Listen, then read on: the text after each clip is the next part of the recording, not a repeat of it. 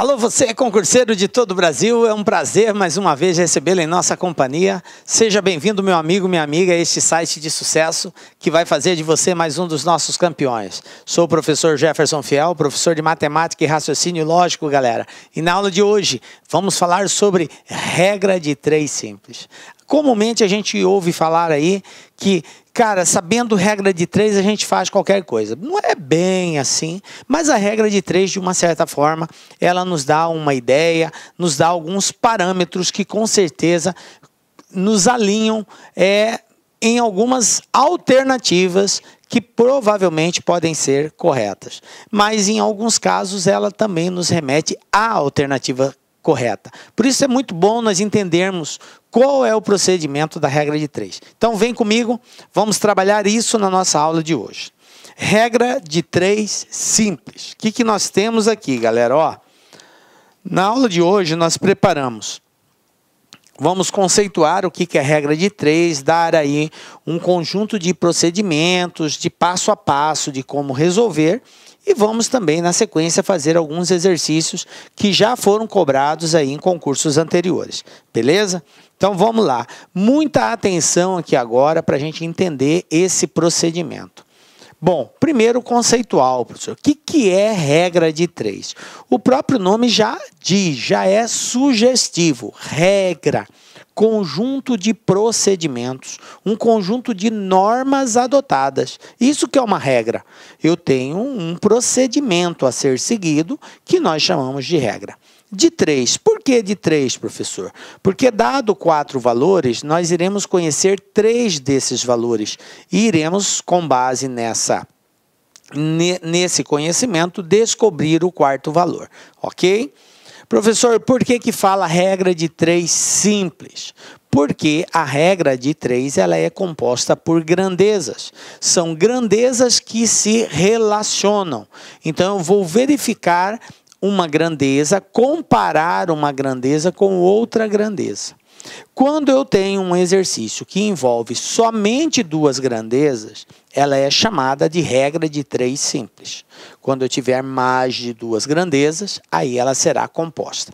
Mas no nosso caso, nós só iremos ver casos que envolvam 2 grandezas. Por isso, ela é chamada regra de 3 simples. Conjunto de procedimentos, de normas que têm que ser adotadas para se descobrir um 4º valor, quando se conhece 3, ok? E associa 2 grandezas somente, beleza? Essa é a parte conceitual. Bom, o que mais que nós temos aqui, gente? Ó, para nós fazermos a aplicação dessa regra, desse conjunto de procedimentos, é necessário algumas informações. Eu falei para vocês sobre grandeza, né? A regra de 3 associa uma grandeza a outra. Mas aí você me pergunta, professor, o que é uma grandeza? O que é grandeza? Tá? Como que eu identifico num exercício que se trata de uma grandeza A, B, C, D? Como que eu faço isso? Veja bem, gente, grandeza é tudo aquilo que pode ser mensurável. O que é mensurável, professor? É tudo aquilo que pode ser medido ou pode ser contado. Então, se você está diante de uma situação, de uma variável que pode ser medida ou que pode ser contada, então ela é uma grandeza. Como assim, professor? Exemplos. Então, vamos lá. Exemplos de grandeza. Olha só. Pessoas. Pessoas são grandezas. Então, vai ter exercício que vai fazer referência à quantidade de pessoas? Sim, os exercícios geralmente dizem lá, tantas pessoas, tantos funcionários, tantos operários. Então, ele está fazendo referência a pessoas. Então, são grandezas. Tá? Um outro tipo, objetos. Tá? Máquinas, impressoras, né? Então, cadeiras, isso são objetos. Então, objetos presentes eu posso contar, eu posso medir, então é uma grandeza. Velocidade, isso aqui é uma outra grandeza? Sim, a velocidade pode ser medida. 200 km por hora, 150 km por hora, 100 km por hora, 80 km por hora, 60 km por hora. Então, ela pode ser medida. Então, é uma grandeza. Outra questão, tempo. Tempo é uma grandeza? Sim. 1 hora, 30 minutos, 20 segundos. Então, são várias unidades aí de medida de tempo, ok? 1 dia, 2 dias, 3 dias também pode ser. Semana, 2 semanas, 3 semanas, 1 semana, 1 mês, 2 meses, 3 meses, anos. Então, são formas, são grandezas que estão associadas ao tempo. Mas aqui cabe uma observação. Você necessariamente não precisa se preocupar com a unidade de uma grandeza em relação a outra. O que eu quero dizer com isso? Se você tem uma grandeza A, cuja unidade dela é uma unidade X, não importa se a grandeza B, a unidade dela é Y. Por quê? Porque são grandezas diferentes, certo? Não é necessário que grandezas diferentes tenham a mesma unidade. Não é necessário. Pode acontecer? Pode, mas não é necessário, ok? O que não pode acontecer, que você tem que estar ligado, dica lá, que preste atenção nisso, é que na mesma grandeza eu não posso ter unidades diferentes. Como assim, professor? Não entendi. Vou explicar para você. Vamos supor que nós estamos falando sobre a grandeza tempo, e a primeira informação que eu tenho sobre a grandeza tempo foi dado em hora, 3 horas. Aí, a segunda informação sobre essa mesma grandeza tempo me aparece tipo 30 minutos. O que eu quero dizer é que você não pode adotar como valor para efeito de cálculo o 3 horas e o 45 minutos ao mesmo tempo. Por conta de quê? Porque a primeira informação está dada em horas e a segunda informação está dada em minutos. Então, dentro de uma mesma grandeza, eu só posso trabalhar unidades iguais. Então, o que eu teria que fazer, professor? Você teria que transformar ou 3 horas para minutos ou 30 minutos para horas. Então, ficaria tipo assim, 3 horas, cada hora 60, 3 vezes 60, 180 minutos. Aí você trabalharia com 180 e com 30, beleza. Ou continuaria com 3 horas e 30 minutos é meia hora. Então, trabalharia com 0,5 horas. Tranquilo? E aí você pode desenvolver o cálculo normalmente, mas com a mesma unidade dentro de uma mesma grandeza. Tranquilo? Beleza? Agora, se for grandeza diferente, aí não importa. De uma grandeza em relação à outra, pode ter unidade diferente. Beleza? Fechou. Bom, classificação das grandezas. Como assim, professor, classificação das grandezas? É que uma grandeza em relação à outra, ela pode ter 2 tipos de comportamento.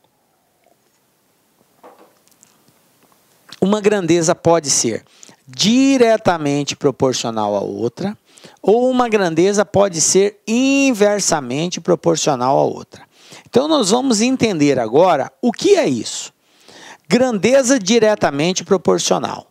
Dizemos que uma grandeza é diretamente proporcional à outra quando aumentando uma, a outra também aumenta. Professor, mas é só aumentando? Não. Quando diminuindo uma, a outra também diminui. Então, o que faz as grandezas serem diretamente proporcional é a ocorrência do mesmo fato. Se você tem uma grandeza A e você eleva o valor dessa grandeza, ela aumenta o seu valor, e esse aumento provoca na grandeza B também um aumento, então elas são diretamente proporcional, porque aumentando uma, a outra também irá aumentar. Agora, se você tem uma grandeza A e você diminui o valor dela, e a diminuição dessa grandeza A provoca também uma diminuição na grandeza B, diminui uma, diminui a outra, elas também serão diretamente proporcional. Então, observe que o fato de ser diretamente proporcional está exatamente a ocorrência do mesmo fato. Aumentou uma, a outra aumenta, diminuiu uma, a outra diminui. Diretamente proporcional, ok? Fizemos um esqueminha aqui para facilitar a compreensão. Veja bem, eu tenho aqui 2 grandezas que eu chamei de grandeza 1 e grandeza 2. O que vai acontecer? Eu vou aumentar o valor dessa grandeza 1. Então eu indiquei com a seta que ela está aumentando. O aumento dessa grandeza provoca uma reação na grandeza 2, que pode ser de aumento ou pode ser de diminuição. Se a grandeza 2 aumentar, é diretamente. Se ela diminuir, seria inversamente. Então, aumentei a grandeza 1, a grandeza 2 também aumentou. Aumentou uma, aumentou a outra, diretamente proporcional. Mas, professor, se eu diminuir a grandeza 1, diminuir, agora seta para baixo, o que vai acontecer com a grandeza 2? Ela também irá diminuir. Então, a diminuição de uma provoca a diminuição na outra, então elas são diretamente proporcional. Beleza? Veja bem, por enquanto é necessário que você entenda isso, depois nós vamos mostrar o porquê dessa compreensão. Tranquilo? Então, diretamente, quando aumentando uma, a outra aumenta, ou diminuindo uma, a outra diminui. Beleza? Bom, gente, veja bem. E quando que elas serão inversamente proporcionais? Inversamente proporcional vai acontecer toda vez que o aumento de uma provocar a diminuição na outra, ou vice-versa. Bem assim, nós temos duas grandezas, A e B. Você eleva, aumenta a grandeza A. E esse aumento da grandeza A provoca na B uma diminuição. A reação é diminuir a B. Na medida que você aumenta a B diminui. Ou, se você diminuir a grandeza A, vai fazer com que a grandeza B aumente. Então, a diminuição de uma provoca o aumento na outra. Quando você tem uma situação dessa, nós temos grandezas inversamente proporcionais. Aumenta, diminui, diminui, aumenta. Tranquilo? Então, veja bem, um esqueminha para nós compreendermos bem isso seria isso, ó. Grandeza 1, grandeza 2. Eu vou provocar o aumento na grandeza 1. Aumentei. O que vai acontecer na grandeza 2? Ela vai diminuir. Mas se eu diminuir a grandeza 1, diminuir, o que acontece com a grandeza 2? Ela aumenta. Beleza? Então, aumento de uma, diminuição na outra, diminuição de uma, aumento na outra. Elas são inversamente proporcionais. Aí você pergunta, professor, por que eu tenho que saber isso? Porque, veja bem, nós estamos estudando o que, galera? Regra de 3. O que eu disse inicialmente que era uma regra? É um conjunto de procedimentos, é um conjunto de normas que tem que ser adotado. E esse procedimento, ele está associado à relação entre as grandezas.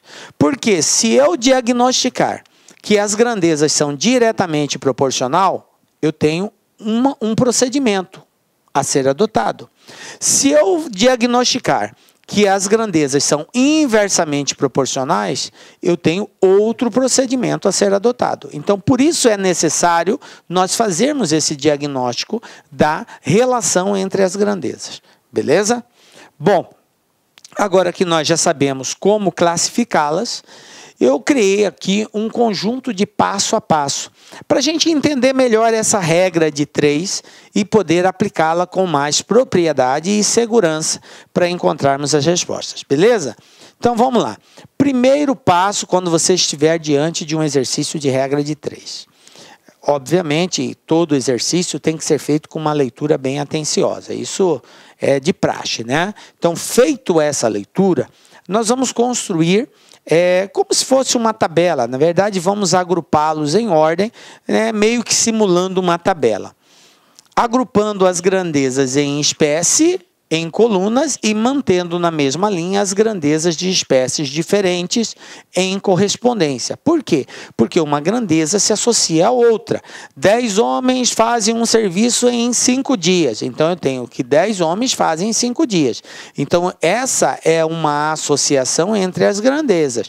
Mas 20 homens vai fazer em quantos dias? Homem, grandeza homem. Dias, dias, grandeza dias. Então, na mesma coluna, eu mantenho a mesma grandeza, os valores referentes à mesma grandeza.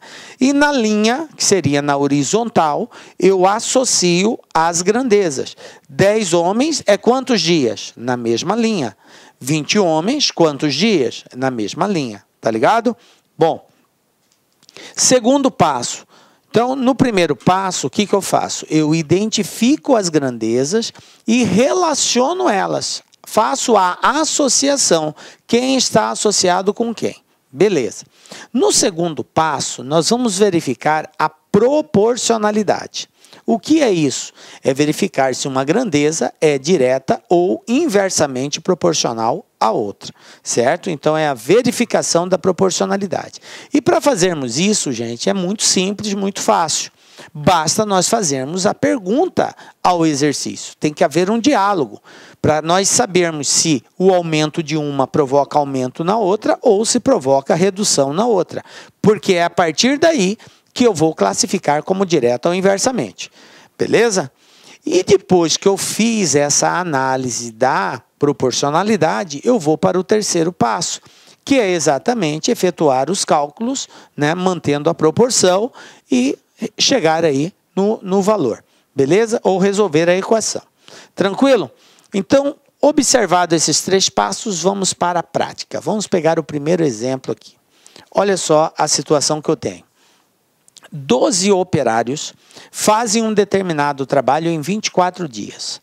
Se fossem 6 operários a mais, em quanto tempo o trabalho ficaria pronto? Veja bem, gente, existe assim uma série de formatos de resolução de regra de 3. Tá? Tem várias dicas de como fazer, faz nesse procedimento ou naquele outro. Eu, particularmente, prefiro muito usar o sistema de setas. As setas, elas são usadas para nos orientar com relação à proporcionalidade. Como assim, professor, nos orientar? Eu observo, eu posiciono as setas no mesmo sentido, que pode ser tanto para cima quanto para baixo, para informar que uma grandeza é diretamente proporcional à outra. E posiciono a seta em sentido contrário, uma para cima, outra para baixo, ou vice-versa, quando eu quero observar que as grandezas são inversamente proporcionais. Tranquilo? Então, se eu identifiquei, diagnostiquei que as grandezas são diretamente proporcional, eu coloco 2 setas, uma para cada grandeza, na mesma posição, seja para cima, seja para baixo, para dizer que são diretas. Se eu diagnosticar que elas são inversamente proporcional, eu coloco uma para cima, outra para baixo, ou vice-versa, ok? Desde que elas estejam em sentidos diferentes, para informar que são inversamente proporcionais. Tranquilo? Então, eu quero, logo de início, que você entenda que a utilização das setas é só para indicar a proporcionalidade. Por que eu digo isso? Porque o aluno comumente acha que a seta vai ficar para cima porque o valor está aumentando. Ou a seta vai ficar para baixo porque o valor está diminuindo. Está errado isso. Eu não posiciono a seta no sentido para cima porque está aumentando. E nem posiciono ela para baixo porque está diminuindo. A seta não tem nada a ver com isso, com aumento ou com diminuição. Tá? Então, esqueça essa funcionalidade aí. A seta não serve para indicar aumento e nem para indicar diminuição.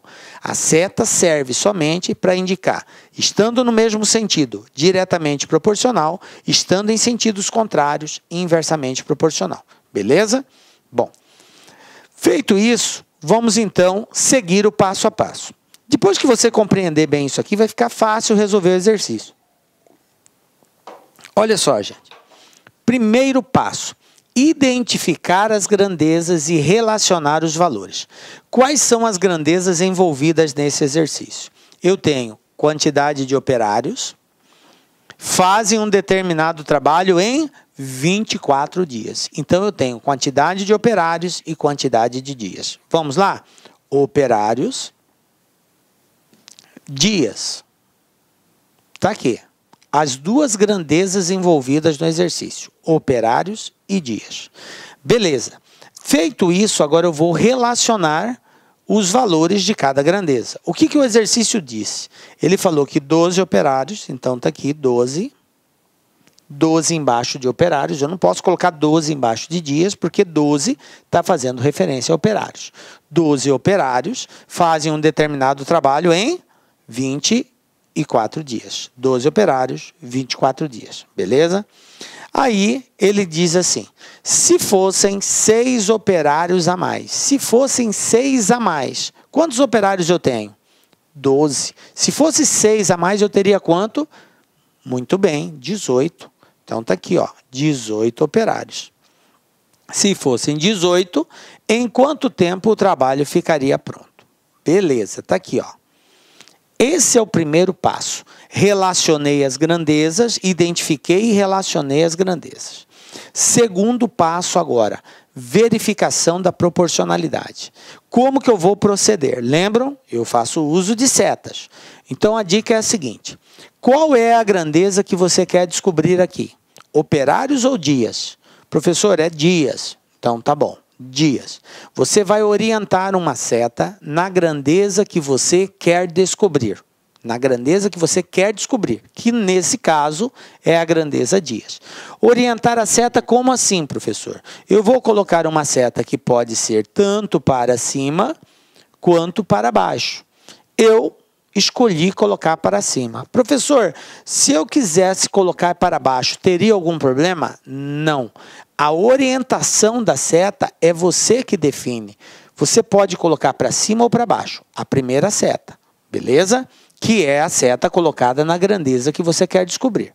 Agora, na outra grandeza, você não vai colocar a seta do jeito que você quer. Ah, professor, eu vou colocar aqui para baixo porque está aumentando para baixo. Não tem nada a ver. Ah, professor, eu vou colocar para cima para indicar que aumentou. Não tem nada a ver, não é isso. A seta aqui, ela pode ser para cima ou ela pode ser para baixo. Vai depender. Depender do quê? Se eu identificar que as grandezas são diretamente proporcional, então a seta aqui tem que ter o mesmo sentido daquela. Como eu coloquei para cima lá, aqui vai ser para cima também. Se eu identificar que essas grandezas são inversamente proporcional, a seta aqui terá sentido contrário. Lá está para cima, aqui será para baixo. Beleza? Então vamos lá. Como que eu faço essa identificação, professor? Fazendo pergunta ao texto. Veja bem, 12 pessoas levam quantos dias para executar o serviço? 24 dias. Beleza. Agora, o que aconteceu? Eu tenho 18 pessoas. Eu tenho mais pessoas trabalhando. O serviço a ser executado compreende-se que é o mesmo, certo? Se tem mais pessoas trabalhando, o que vai acontecer com o tempo? Vai aumentar ou vai diminuir? Aumentar? Não, está errado. Diminuir. Muito bem. Quanto mais pessoas estiverem trabalhando, mais rápido o serviço termina. Pensa comigo. Você tem que tirar todos os móveis da sua casa num determinado prazo. Vamos supor, você tem um dia para tirar todos os móveis da sua casa. Pô, você sozinho consegue ir arrastando, colocando ele tudo para o quintal. Beleza. Um dia para você fazer isso, de repente dá. Agora, se você tivesse que tirar todos os móveis da sua casa, só que agora você não tem um dia todo, você tem só 30 minutos para tirar todos os móveis. Aí, veja bem, gente, é pouco tempo para muita coisa que tem que fazer. Para que você consiga cumprir esse tempo, o que você vai precisar? De mais pessoas te ajudando, não é assim? Então, se tem mais pessoas te ajudando, o serviço acaba mais rápido. Beleza? Então, é assim que funciona aqui. 12 pessoas leva 24. 18 vai levar menos. Eu não sei quanto ainda, mas vai ser menos. Então, se aumenta aqui, aqui diminui. Quando uma aumenta, a outra diminui. Elas são inversamente proporcionais. Então, a seta aqui, obrigatoriamente, será para baixo, para indicar que são inversas. Beleza? Aí, veja bem, gente. Por isso que é importante a gente fazer essa análise. Lembram que eu disse? Se for diretamente proporcional, é um procedimento.